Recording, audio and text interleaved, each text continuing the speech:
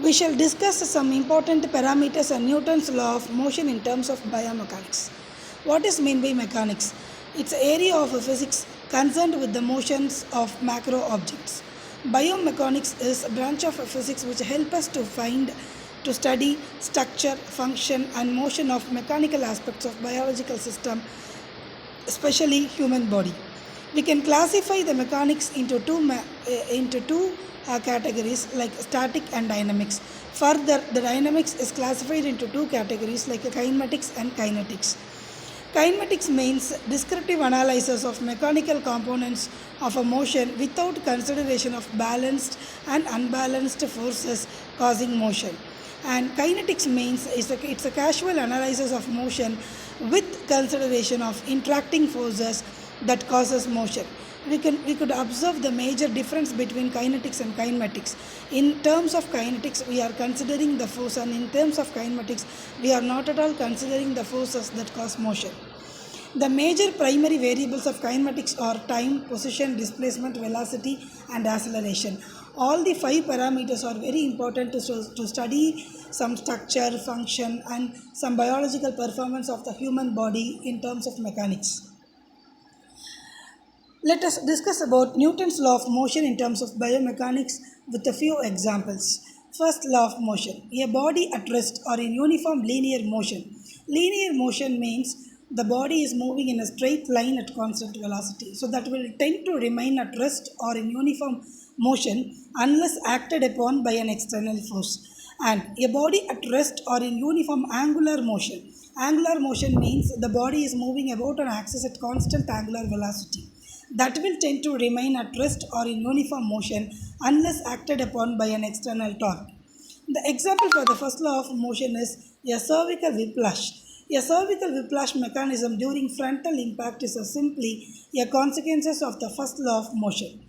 Before impact, the automobile, its seat belted and shoulder of driver are moving at constant velocity, and at impact, the outside force abruptly deaccelerates the vehicle and the belted body. A resistant force provided by neck structure rapidly deaccelerates the head, causing a violent fluxion motion at the cervical spine. The head then rebounds into hyperextension. This fluxion extension pattern is typical of many whiplash injuries and is explained by Newton's first law. Next, Newton's second law of motion. A force acting on a body will produce an acceleration proportional to the force. It can be given mathematically F is equal to ma. Here F is equal to applied force, m is equal to mass of the body, and a is acceleration. Angularly, a torque is applied to the body will produce an angular acceleration which is proportional to the torque. It is given mathematically T is equal to I into A. Here T is torque, I is mass momentum of inertia, and A is angular acceleration. The best example for the Newton's second law of motion is a man lifting weight. See, consider weightlifter. He must exert considerable force in order to accelerate the bar upward. This second law of motion determines the magnitude of the acceleration in response to the applied force. This law allows us to estimate the forces acting at various joints throughout the human body. If these forces exceed the ability of the body's structures to tolerate load, then injury occurs. Next, third law of motion. For every action, there is an equal and opposite reaction. Consider the marathon runner. His feet contact the ground many thousands of times. At each contact, Newton's third law comes into play. The force that the foot exerts on the ground is equally and oppositely resisted by the ground, giving rise to the term ground reaction force to describe the forces acting on the foot by the ground.